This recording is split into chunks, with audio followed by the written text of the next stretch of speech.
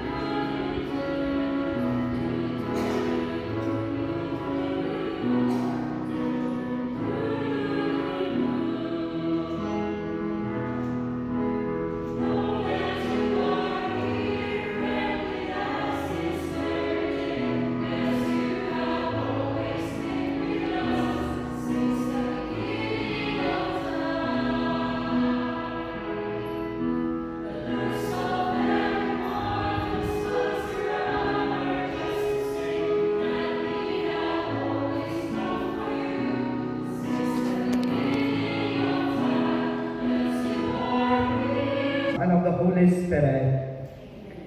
The grace of our Lord Jesus Christ and the love of God and the communion of the Holy Spirit be with you all. And with your spirit. Good afternoon, brothers and sisters in Christ. We praise the good Lord for what has been, what is now, and what will be. Especially His walking or His being with our brother and sister and their married life for almost 27 years. You know, they are saying that it's easy to fall in love, but it is hard to stay in love forever. So let us continue thanking the good Lord for all the blessings, the graces that God has given to Shirley and Helmont, especially the blessing of their children, their family, and everything that they have. To be less unworthy to participate in this sacred mystery, let us call to mind our sins and ask for God's pardon, for He is full of gentleness and compassion. I confess to Almighty God and to my brothers and sisters that I have committed sin in my thoughts and in my words, in what I have done and in what I have failed to do, through my most grievous fault. Therefore I ask the Blessed Mary, the Virgin, all the angels and saints, and you, my brothers and sisters, to pray for me to the Lord our God. May Almighty God have mercy on us, forgive us our sins, and bring us to everlasting life. Amen.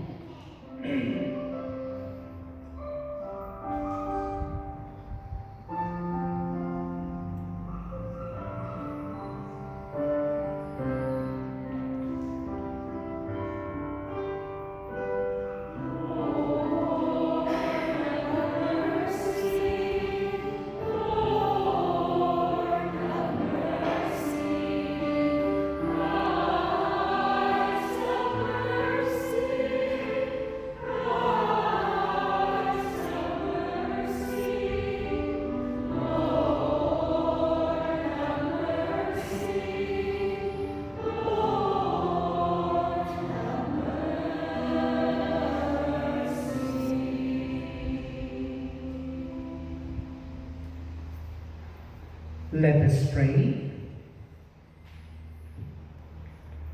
O God, Almighty Father, for the sake of the good works they have done through their long life together, look kindly on this husband and wife, Shirley and Helmont, with the children they have brought to life in faith, as you seal the beginnings of their love by a wonderful sacrament. So bless their fruitful old marriage and age, that through them they may become blessings to their family and to others too. Through our Lord Jesus Christ, your Son, who lives and reigns with you, and the unity of the Holy Spirit, God, forever and ever. Amen. And all be seated for the reading.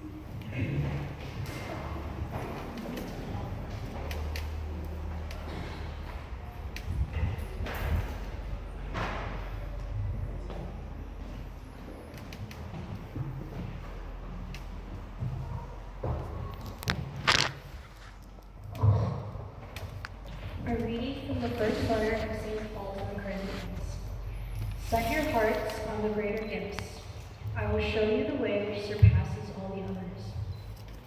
If I speak with human tongues and angelic as well, but do not have love, I am a noisy gong, a clanging cymbal.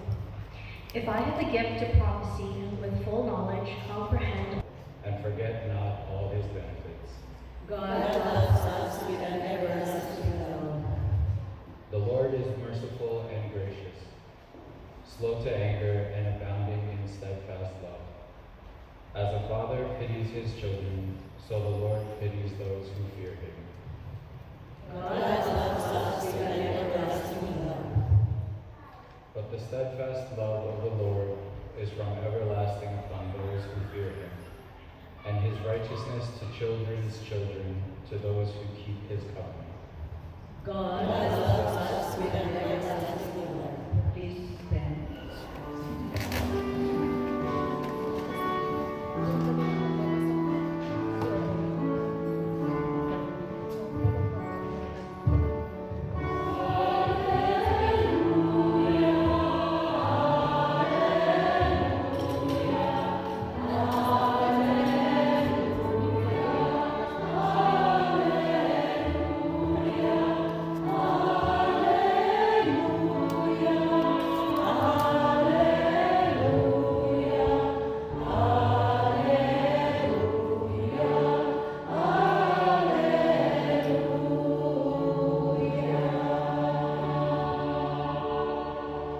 Whoever remains in love remains in God, and in God in him.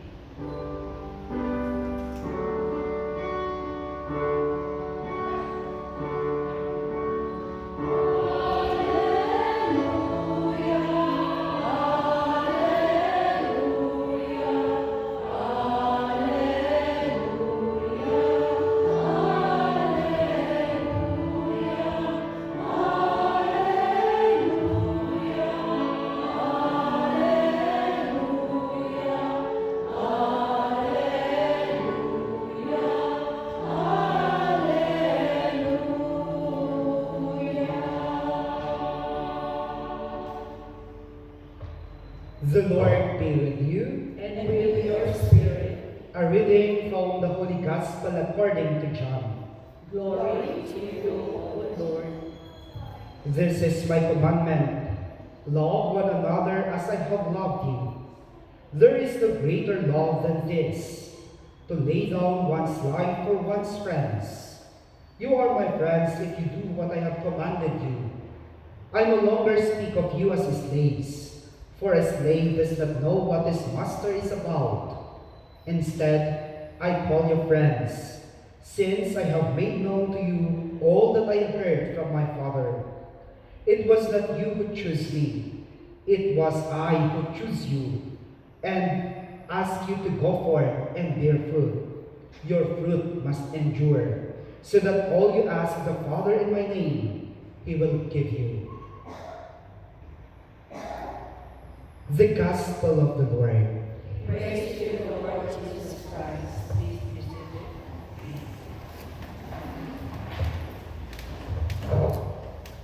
Naimbag nga malang tayo amin ako. Good afternoon. Good afternoon, Father. Actually, I do not know what to say. Because for 27 years, maybe what can I just only say is, sana all.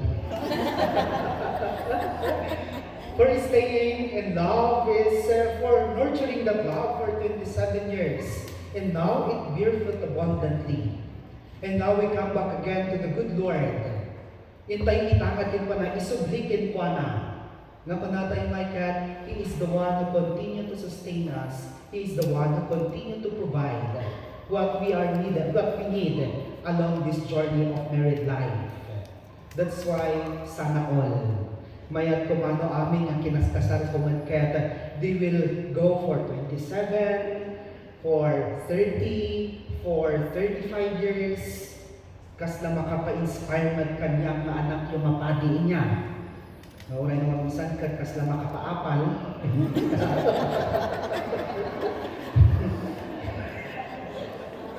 But you know, how you live your married life No kas anuman iti panagkalagyo, iti maysa kan maysa akas agasawa, kas tamat iti kaslakarit kada kamimat, kas ano kamimat nga agtalag, kas ano kamimat nga ibiyag dayta ka sinapataan ni iti sangwanan ni Apo Dios. The always question that has been asked, especially on Facebook, is that, meron bang forever? Meron bang forever? Ang koomo kay Auntie Shirley, kay Uncle Helmon, is there forever? I think there is ever for. For better or for worse, in sickness or in health, till death do us part. So ako dadang DJ, yan natin, DJ Bakon, huy! Kabay! Was-sawas-sawas sa ganas makuwas. Amoy din makuwas. Was-sawas-sawas laging ganas makawil. Was-sawas-sawas laging ganas mudmod. Daytangay nga kasarnay kat, daytanga karin-karingay kat, aging gana panumpalan. That's why there was a joke.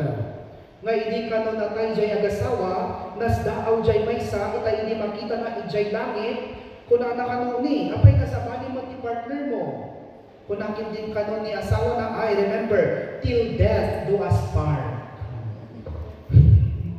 Nung na ijay langit, I do not know. Nga, that's just only a joke.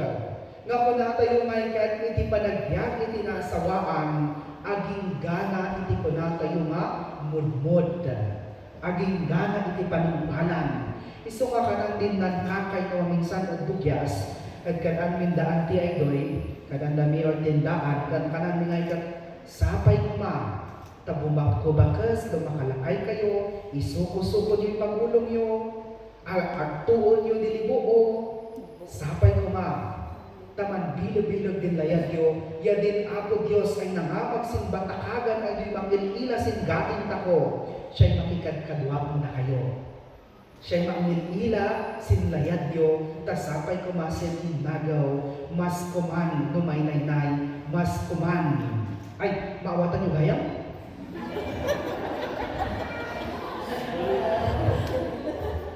Ay, kanak kay man nawada ko na kay niya, Jebugyas. So, i-English ko na lang ako niya. You know, the matrimonial covenant by which a man and a woman establish between themselves a partnership of their whole life is by its nature ordered by God towards the good of the spouses and the procreation and education of children. This is a covenant between two baptized persons that has been raised by Christ the Lord to the dignity of the sacrament.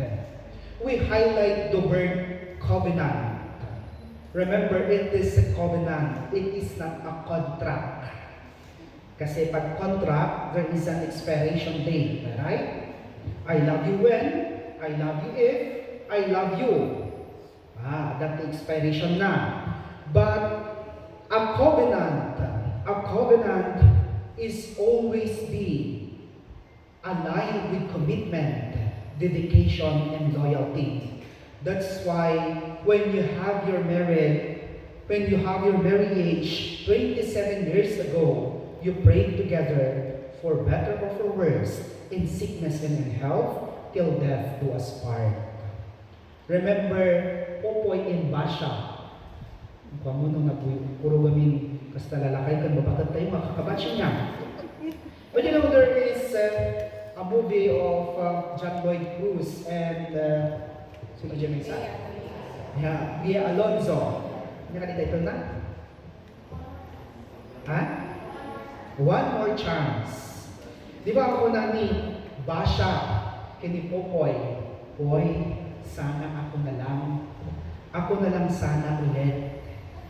Ngam ko na ni Popoy, kini Basha, Basha, you have me at my best, she has me at my worst. Pero binigay ko lahat sa iyo, pero binaliwala mo na lahat yon. But we must always remember that for better or for worse, in sickness and in health, till death do you part.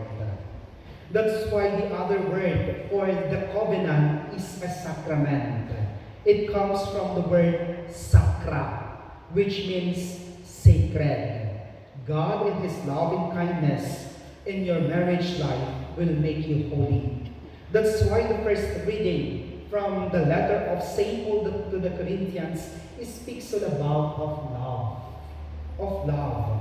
There is faith, there is hope, but the greatest of them is love. Kat nagmayat man daytoy nga maibasa. Managmayat na maibasa.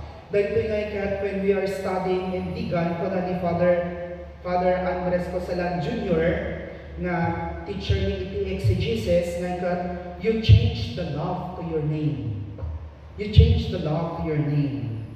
That's why ko na ijay nga kat Shirley is patient, Shirley is kind, Shirley is not jealous, it does not put on airs, it is not snobbish, Shirley is never rude. Kung nangatamot ni Uncle Helmut, kung Helmut is patient, Helmut is kind, Helmut is not jealous. That's why that makes that 25 years of that love that continue to bloom, to grow, and continue to bear fruit abundantly. Brothers and sisters in Christ, in our gospel, God is asking His disciples to love one another. But there are many Christians who misunderstood it. Instead of loving one another, what they heard is love another one. Jesus. Love another one. Remember that marriage is just only for two persons. Even if others do not know how to count. But we must always take a look at it, that it is God who continues to love us. To Tita Shirley and to Tito Helmut, it is God who continues to love you. And His love is manifested also in your love with one another. That's why St. Paul will always ask, husband, you love your wife as Christ loves His church. And this love is not just only an emotion. Love is a decision. A decision to give oneself to the beloved. When Tito Helmut said to Tita Shirley na I decided to love you for the rest of my life. And Tita Shirley will also said that to Tito Helmut, I decide you to love you till the end of my life. It is the same as Christ who continue to love us by giving everything, even His life, laying down what He has, giving what He has, even His life. That's why when we look at this song, and when we hear this song, I do not know if you hear the song of David Pomeranz. The title is, I Was Born For You. I invite you to hear the song and feel the lyrics that is embedded on it. It says there, to many billion people running around the planet, what is the chance in heaven that you'd find your way to me? Tell me, what is this sweet sensation? It's a miracle that's happened. Though I search for explanation, only one thing could it be, that I was born for you. It was written in the stars. Yes, I was born for you, and the choice was never ours.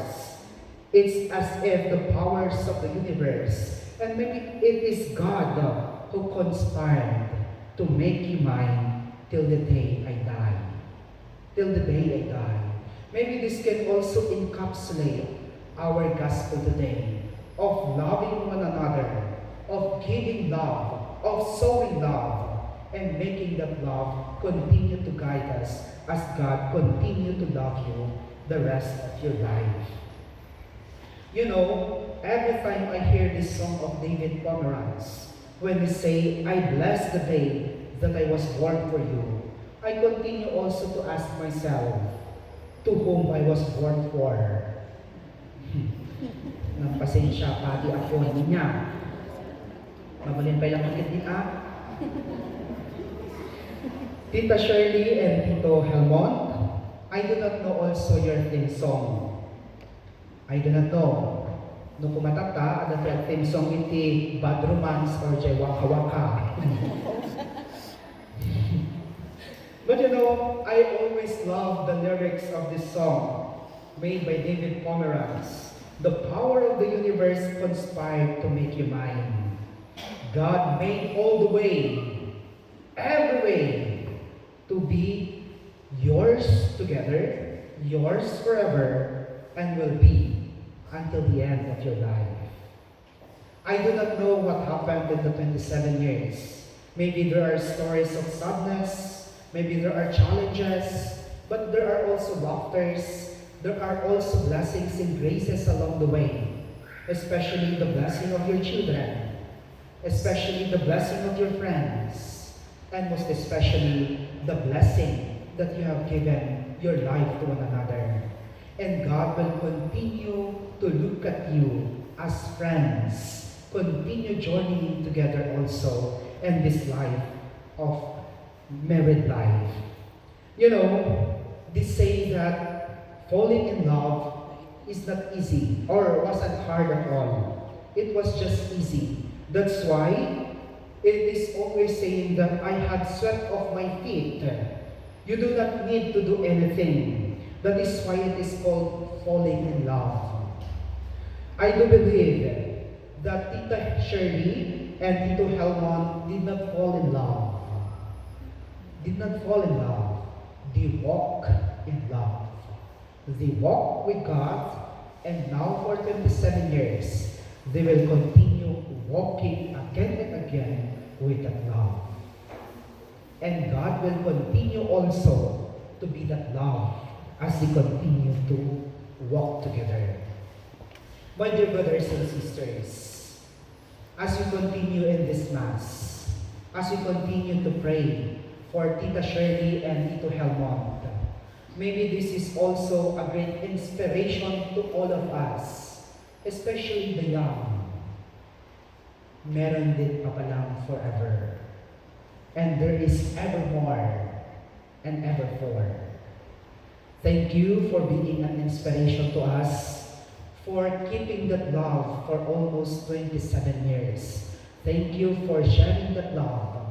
And thank you for coming back to this church, asking for God to continue to be the love that He will also be the ones continue walking for you for another 27 years or another more years to come in your life. Kasi takumaron ka na, mutlaan singkan ka na ay, siya di gabay na, siya di basabas na, siya di kuma, di inawag di Diyos ang laina, tasapay kuma, karakaro kayo ay maila din layad da, babaan sin panang layad da si pamilyada, panangayuan da si Isaiah sa. Siya sa. Ay siya? God bless us all. Amen. Tumaster da siya ng Diyos.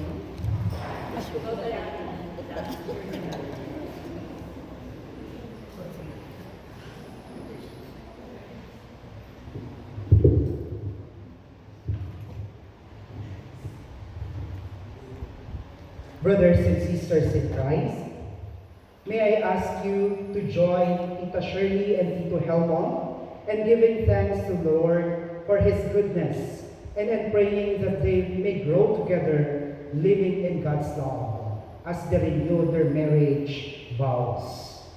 Now, Tita Shirley and Tito Helmon, please join your right hands together. Tita Shirley, do you reaffirm your married life and fidelity to Tito Helmon before God and this community? Tito Helmon, do you reaffirm your married love and fidelity to Tita Shirley before God and this community? Now, pray together the prayer of God's blessing. Name is love, once He made our ways, meet and call us to found a home and a family. We look back with gratitude on the years you have given us together. Help us to apply the mistakes of the past, to sustain our love with your love, that in every growing unity of heart and soul, we may reach together your unending marriage to peace in heaven. Bless is our wish and thanks. May the good Lord confirm once more the consent which you have renewed before him and before the church, which I and this community represent. And may Almighty God bless you now and continue blessing your union, the Father, the Son, and the Holy Spirit. Amen.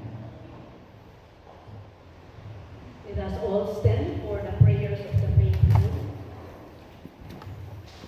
Let us now present our petition to God who is love. And every prayer we say, Lord, hear our prayer. Lord, hear our prayer.